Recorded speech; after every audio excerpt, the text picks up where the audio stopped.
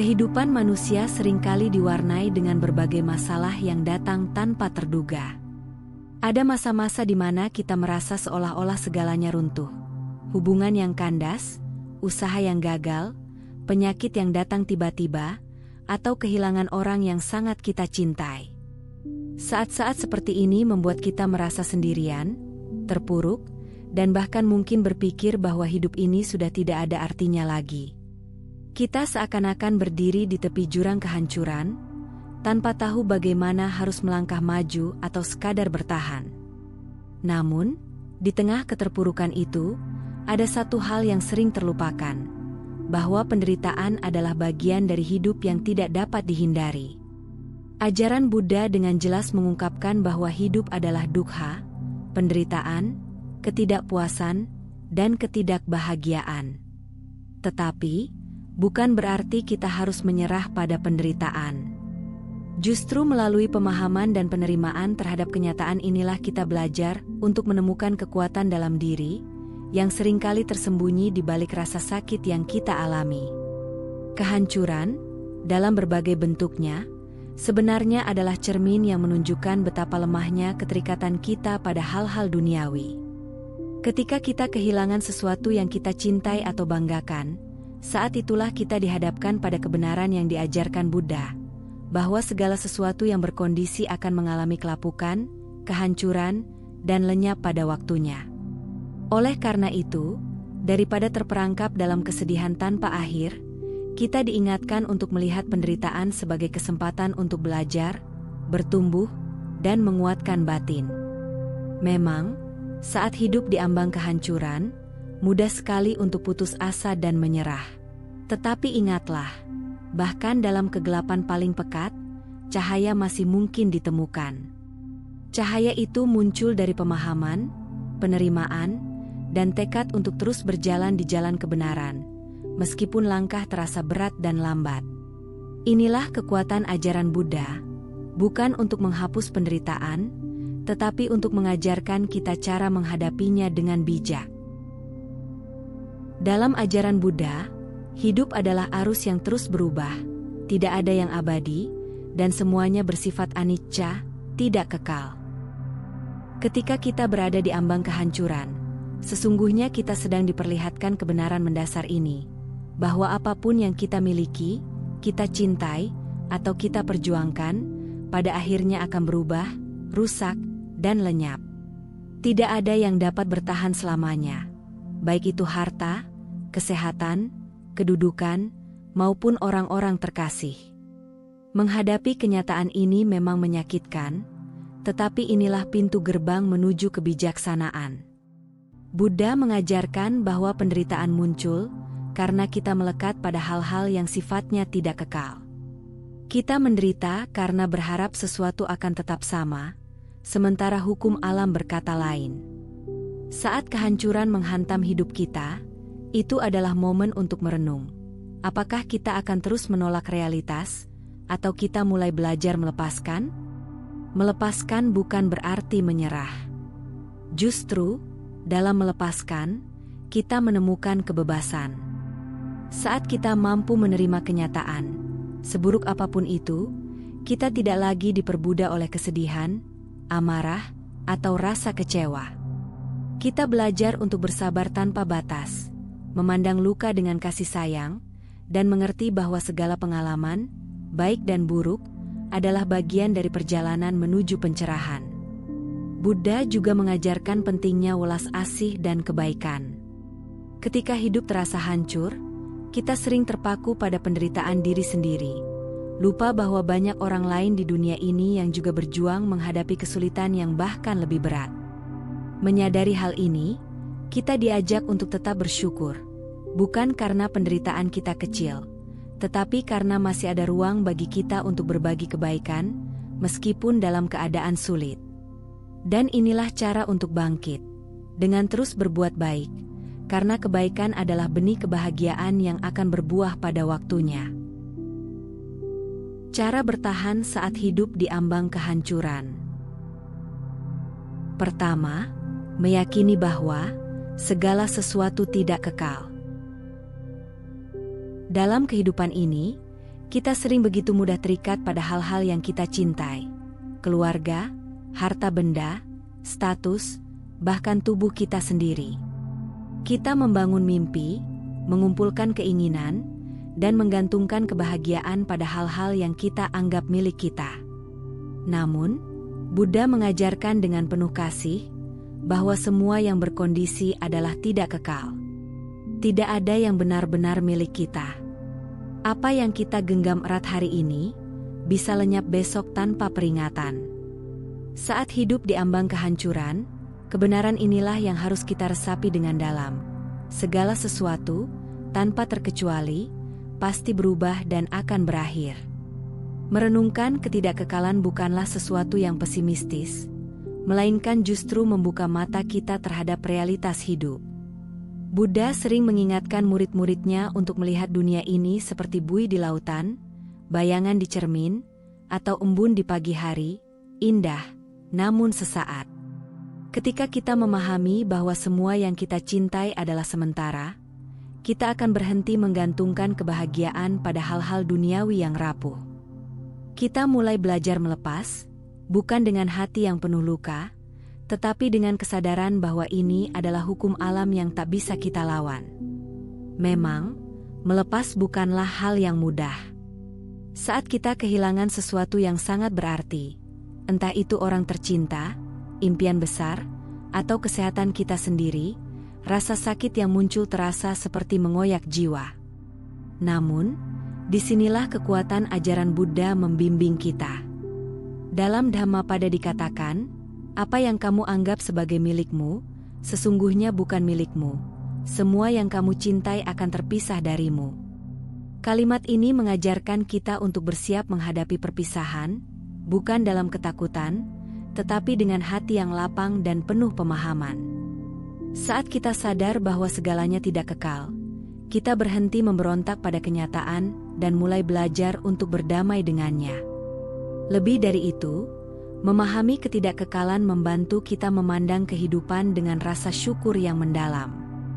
Kita menyadari bahwa setiap momen bersama orang yang kita cintai, setiap kesempatan untuk bernapas, untuk melihat matahari terbit, untuk tersenyum, semua itu adalah hadiah sementara yang layak dihargai. Kita berhenti menuntut hidup berjalan sesuai keinginan kita, dan mulai menghargai apa yang kita miliki saat ini, tanpa terlena oleh harapan yang seringkali tak terpenuhi.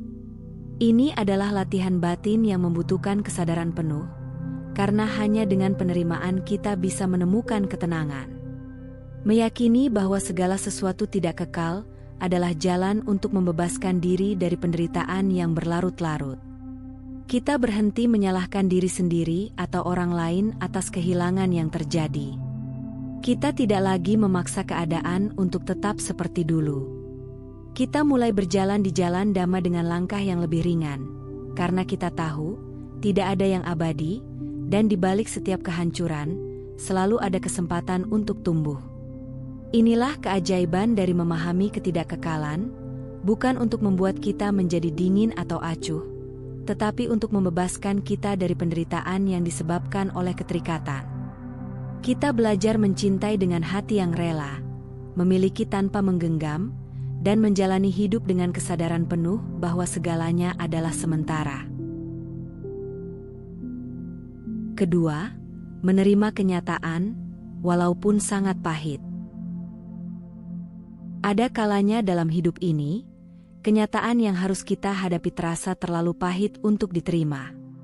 Rasa kehilangan yang begitu mendalam, kegagalan yang menghancurkan harapan, atau penderitaan yang datang bertubi-tubi seolah-olah menenggelamkan kita dalam kegelapan. Dalam saat-saat seperti ini, hati kita memberontak. Kita berharap semua ini hanyalah mimpi buruk yang segera berlalu. Namun, ajaran Buddha mengajarkan bahwa penderitaan adalah bagian dari kehidupan yang tak terelakkan. Semakin kita menolak dan melawan kenyataan, semakin besar penderitaan yang kita rasakan. Buddha pernah berkata, kesedihan datang dari menginginkan sesuatu yang tidak sesuai dengan kenyataan. Kita seringkali terjebak dalam ilusi bahwa hidup ini harus berjalan sesuai harapan kita.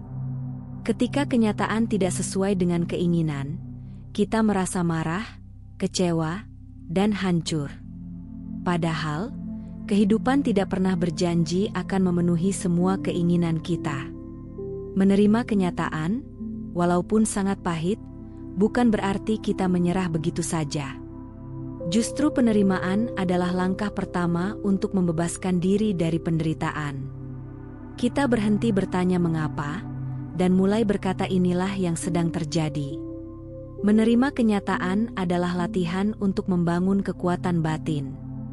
Seperti pohon bambu yang lentur menghadapi badai, kita belajar untuk tidak patah ketika angin kehidupan menghantam keras. Kita mungkin merasa terluka, tetapi kita tidak runtuh. Dalam menerima, kita belajar bahwa rasa sakit adalah bagian dari pengalaman manusia, tetapi penderitaan yang berkepanjangan muncul karena kita menolak untuk menerima. Ketika kita mampu berkata dengan tulus, "Ini kenyataannya, dan aku siap menghadapinya," saat itulah hati kita menjadi lebih kuat. Buddha juga mengajarkan tentang UPEKHA, keseimbangan batin. Dalam menghadapi kenyataan yang pahit, kita dilatih untuk tidak larut dalam keputusasaan, tetapi juga tidak mengingkari rasa sakit. Kita hadir sepenuhnya, merasakan setiap luka, setiap tangis, tanpa membiarkan diri kita tenggelam dalam penderitaan. Kita belajar untuk melihat penderitaan seperti awan gelap di langit. Ada, tetapi akan berlalu. Dengan pemahaman ini, kita berhenti berjuang melawan arus, dan mulai berjalan di atas gelombang kehidupan dengan langkah yang mantap. Pada akhirnya, menerima kenyataan walaupun sangat pahit adalah jalan menuju kebebasan. Kita tidak lagi terperangkap dalam rasa penyesalan terhadap masa lalu, atau kekhawatiran berlebihan terhadap masa depan. Kita hidup di saat ini, dengan penuh kesadaran, dan dengan keberanian untuk menghadapi apapun yang datang. Inilah kekuatan sejati, bukan kekuatan untuk mengubah dunia sesuai keinginan kita, tetapi kekuatan untuk menerima dunia apa adanya, dan tetap memilih untuk berjalan di jalan kebaikan, meskipun dunia tidak selalu ramah kepada kita. Ketiga, sabar tanpa batas. Kesabaran adalah salah satu kebajikan tertinggi dalam ajaran Buddha. Dalam Dhammapada, Buddha bersabda, kesabaran adalah praktik spiritual tertinggi. Ini bukan sekadar kata-kata indah, melainkan pedoman hidup yang sangat mendalam. Ketika hidup kita berada di ambang kehancuran, kesabaran bukan hanya sekadar pilihan, tetapi menjadi pelindung bagi hati kita agar tidak hancur. Saat badai datang menghantam, hanya dengan kesabaranlah kita bisa tetap berdiri, meskipun tubuh dan hati terasa lelah. Namun, sabar bukanlah hal yang mudah, apalagi saat penderitaan datang bertubi-tubi tanpa memberi kita jeda. Kita mungkin bertanya-tanya, sampai kapan aku harus bertahan? Sampai kapan aku harus menahan rasa sakit ini? Tetapi dalam ajaran Buddha, kita belajar bahwa sabar yang sejati adalah tanpa batas, tanpa syarat. Tidak ada ukuran waktu, tidak ada batas kekuatan. Sabar bukanlah tentang menghitung berapa lama kita sanggup bertahan, tetapi tentang menumbuhkan sikap menerima dengan penuh kesadaran, tanpa mengharapkan keadaan segera berubah. Sabar adalah bentuk keberanian tertinggi. Saat dunia berkata kita harus melawan, saat hati kita berontak untuk mencari jalan pintas, kesabaran justru mengajarkan kita untuk tetap diam, tetap hadir, dan membiarkan kehidupan mengalir sebagaimana mestinya.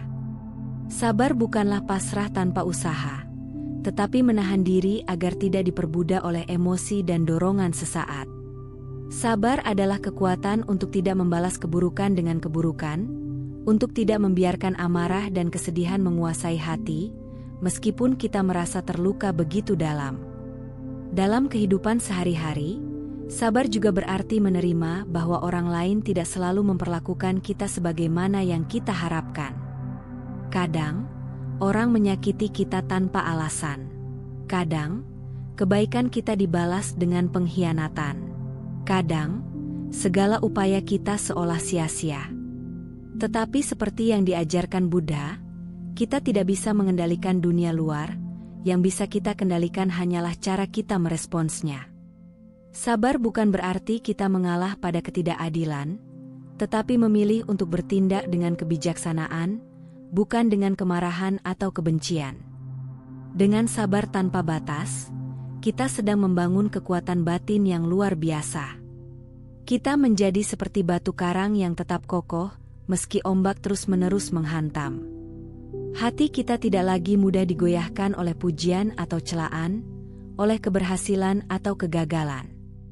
Kita belajar untuk tidak tergesa-gesa dalam membuat keputusan, untuk menahan kata-kata yang mungkin akan kita sesali, dan untuk menjaga ketenangan meskipun dunia di sekitar kita sedang kacau. Sabar adalah nafas panjang yang membantu kita melewati masa-masa tergelap, hingga akhirnya kita menemukan cahaya di ujung jalan. Keempat, tetap bersyukur, karena masih banyak orang yang lebih menderita. Saat hidup terasa begitu berat dan kita berada di ambang kehancuran, mudah sekali bagi hati untuk larut dalam kesedihan dan putus asa. Kita merasa seperti orang paling menderita di dunia, seolah-olah segala penderitaan hanya milik kita seorang. Namun, jika kita mau berhenti sejenak dan membuka mata, kita akan menyadari bahwa di luar sana, ada begitu banyak orang yang bahkan menghadapi penderitaan yang jauh lebih besar. Dalam ajaran Buddha, ini adalah momen penting untuk merenungkan penderitaan yang menjadi bagian tak terpisahkan dari kehidupan semua makhluk. Buddha mengajarkan bahwa penderitaan adalah salah satu dari 3 ciri kehidupan: anicca, ketidakkekalan; dukkha, penderitaan; dan anatta, tanpa inti diri yang tetap. Saat kita memahami bahwa penderitaan adalah bagian dari kehidupan semua makhluk, kita mulai melihat penderitaan kita dengan cara yang berbeda. Kita berhenti merasa sebagai korban kehidupan, dan mulai memiliki kepekaan terhadap penderitaan orang lain. Bahkan ketika kita sendiri sedang menderita, kita masih bisa membuka hati dan berkata, "Aku tidak sendirian dalam rasa sakit ini. Ada begitu banyak makhluk lain yang juga berjuang." Kesadaran ini menumbuhkan rasa syukur yang mendalam. Syukur bukan berarti kita mengingkari penderitaan kita, tetapi kita belajar untuk melihat bahwa di balik setiap penderitaan, masih ada hal-hal baik yang bisa kita syukuri.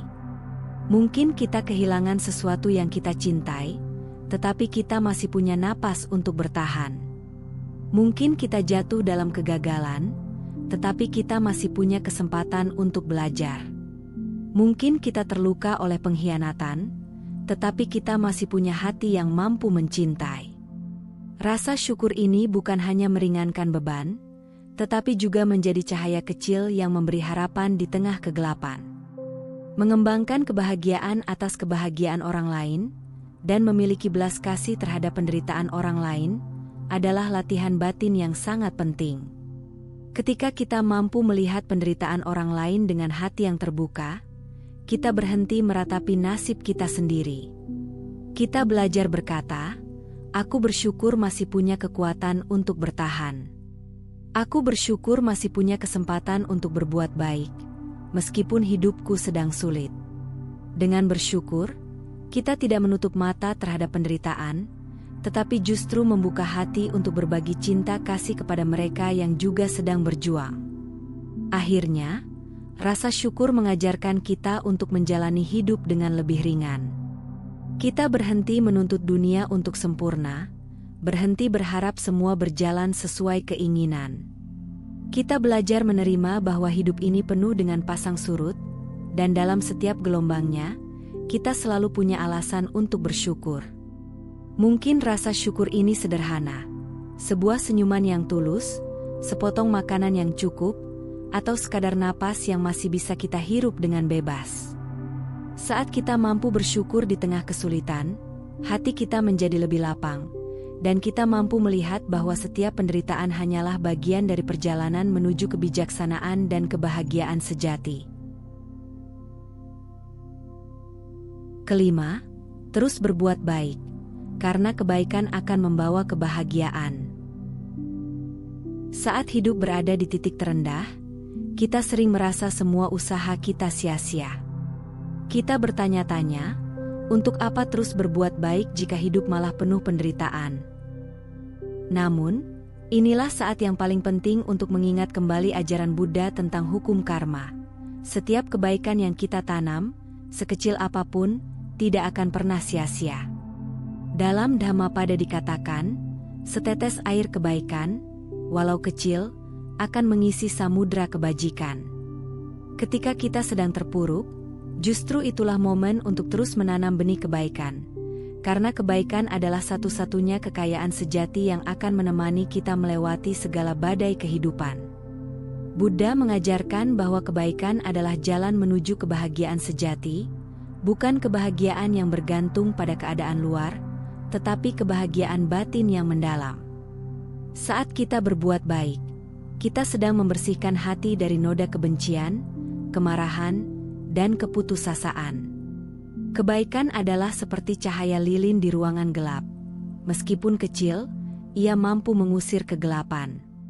Ketika hidup kita terasa suram, teruslah menyalakan cahaya itu.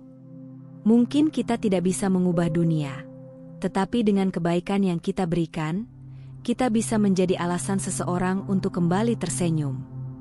Dalam ajaran Buddha, bahkan di tengah penderitaan, kita diajak untuk tetap memberi senyum, memberi waktu, memberi perhatian, memberi doa, memberi maaf, dan memberi cinta kasih tanpa pamrih.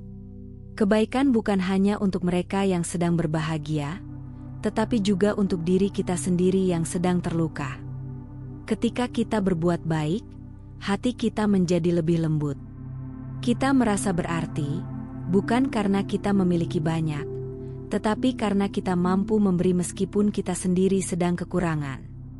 Inilah kekuatan sejati kebaikan, ia mampu menumbuhkan kebahagiaan di tengah keterpurukan. Terus berbuat baik adalah bentuk perlawanan yang penuh kasih terhadap penderitaan. Kita mungkin tidak bisa menghindari penderitaan, tetapi kita bisa memilih untuk tidak membiarkan penderitaan itu meracuni hati kita.